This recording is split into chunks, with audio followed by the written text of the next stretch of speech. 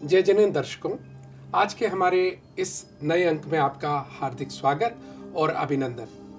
हम जिज्ञासा समाधान के इस कार्यक्रम के माध्यम से इस वक्त आपकी छह ढाला से संबंधित जिज्ञासाओं की चर्चा कर रहे हैं। पिछले अंक में हमने चर्चा करी छह ढाला ढाल 1 के बारे में, और आप और हम सब ने जाना कि ये जो छह ढाला है इसके रचयिता पंडित दौलत राम जी रहे, और जो हाथरस उत्तर प्रदेश के निवासी थे, और उन्होंने बहुत ही सुंदर ग्रंथ की रचना, हेमराज जी का एक ग्रंथ था, उस पर आधारित इस ग्रंथ की रचना की, और साथ में हमें संसार परिभ्रमण का कारण भी बताया।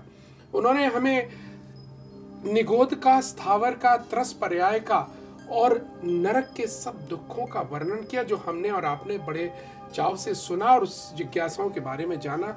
और उसके बाद देवगति में क्या होता है, किस प्रकार से जब ये जीव देवगति में जाता है कुछ दिन आनंद मनाता है, लेकिन जब उसका समय आता है तब वह उसके बाद दुख मनाता है। ये सब तो हमने पढ़ा था छह ढाला ढाल पहली में। अब पारी है साथियों आज दूसरी ढाल की, और दूसरी ढाल को पर चर्चाओं के प्रश्नों का जवाब देने के लिए एक बार फिर से हमारे स्टूडियो में हाजिर हैं आदरणीय श्रीमान निरंजन लाल जी जैन बेनाड़ा साहब। आइए उनका स्वागत करते हैं। बहुत बहुत स्वागत आदरणीय बेनाड़ा जी। छह ढाला ढाल 1 के बहुत सुंदर आपने यहाँ पर हमें चर्चाओं का समाधान किया।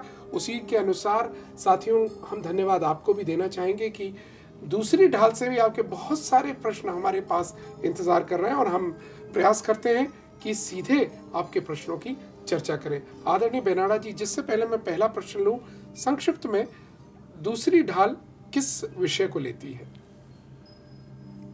छह ढाला में जो सबसे पहला शब्द है ढाल।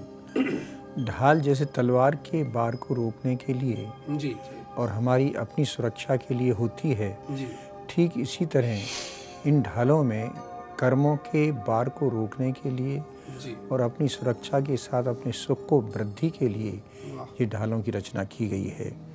पहली ढाल में दौलत राम जी ने संसार परिभ्रमण का कारण बताते हुए मोहरूपी महामदरा को पी करके इस जीव ने चारों गतियों में भ्रमण किया। लेकिन जो इस तरह भ्रमण किया, उस भ्रमण का कारण था मिथ्या दर्शन, मिथ्या ज्ञान और मिथ्याचारित के वशीभूत होकर के हमने इस संसार में परिभ्रमण किया और महादुख को उठाया। मिथ्या दर्शन, मिथ्या ज्ञान, मिथ्या चारित्र की वजह से ये संसार परिभ्रमण की कहानी हुई थी साथियों। तो अब ये क्या है मिथ्या दर्शन, मिथ्या ज्ञान, मिथ्या चारित्र, इस पर हम चर्चा करेंगे। आपके बहुत सुंदर प्रश्न हमारे पास है, उन प्रश्नों के माध्यम से हम छह ढाला की दूसरी ढाल समझेंगे। और एक और बात अभी अभी बताई, ढाल यानी जिस तरह युद्ध कौशल में ढाल का इस्तेमाल किया जाता है रोकने के लिए, यहाँ पर बेनाड़ा जी बता रहे हैं कि दौलत राम जी ने ढाल का उपयोग कर्मों की वार को रोकने के लिए करा है, इसलिए उसका नाम ढाल रखा। चलिए प्रश्नों का उत्तर लेंगे। सबसे पहले सागर मध्य प्रदेश से गौरव जैन जी का प्रश्न लेते हैं। गौरव जी बहुत बहुत धन्यवाद। वो पूछते हैं हमसे, मिथ्यात्व को गतियों में भ्रमण का कारण क्यों माना जाता है?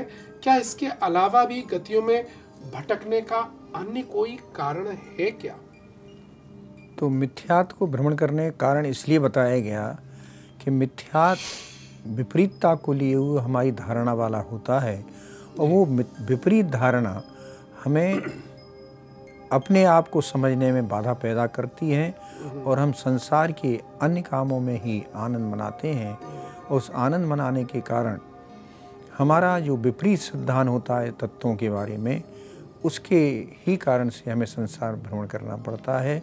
इसका दूसरा कारण जो आप पूछ रहे हैं, वो पहली ढाल में दौलत राम जी बताया ये हैं कि इस जीव ने मोहरूपी मदरा को अनादिकाल से पी रखा है, इसलिए ये जीव अनादि से संसार में परिभ्रमण करता हुआ दुखों को सहता रहा है।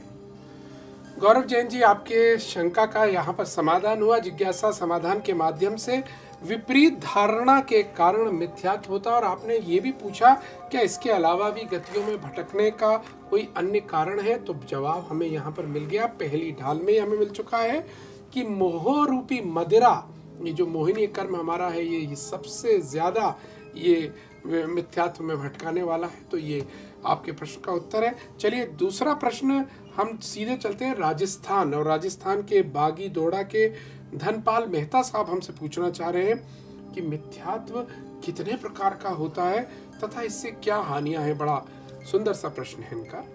मिथ्यात दो प्रकार का हुआ करता है, एक अग्रहित मिथ्यात और एक गृहीत मिथ्यात। अग्रहित मिथ्यात पूर्वजन्म के संस्कारों से प्रत्येक जीव के साथ में यहाँ आया है, और गृहीत मिथ्यात जो होता है हम वर्तमान में जो अपने विपरीत कार्य करते हैं, विपरीत श्रद्धान के साथ करते हैं, उसके कारण गृहीत मिथ्यात में देवशास्त्र गुरु का जो विपरीत स्वरूप है उसको हम सही स्वरूप मानते हुए करते हैं, तो उससे गृहीत मिथ्यात और तैयार हो जाता है।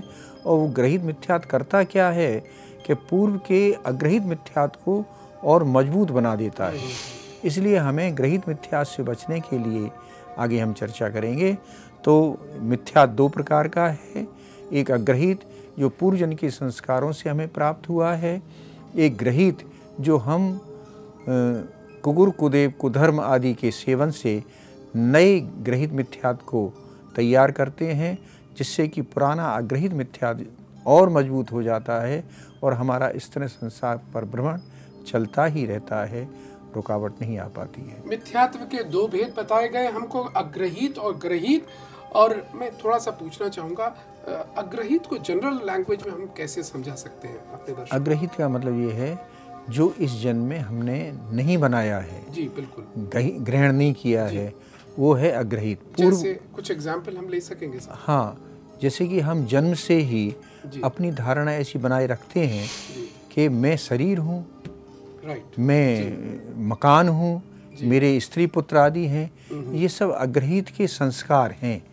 गृहीत में जो कुकुर कुदेव कुधर्म हैं उनके बारे में चर्चा करते हुए और हमें अग्रहित से को मजबूत करने से रोका गया है। गृहीत से हम वर्तमान में हमें चाहिए कि हम गृहीत मिथ्या दर्शन, मिथ्या ज्ञान, मिथ्याचारित में न पड़ें और अपने संसार को समाप्त करके मोक्ष की तरफ आगे बढ़ें। अग्रहित और गृहीत से बचते हुए अपना संसार परिभ्रमण रोकते हुए मोक्ष की तरफ हमें आगे बढ़ना है, और हमें आगे भी बढ़ना है अगले प्रश्न की ओर।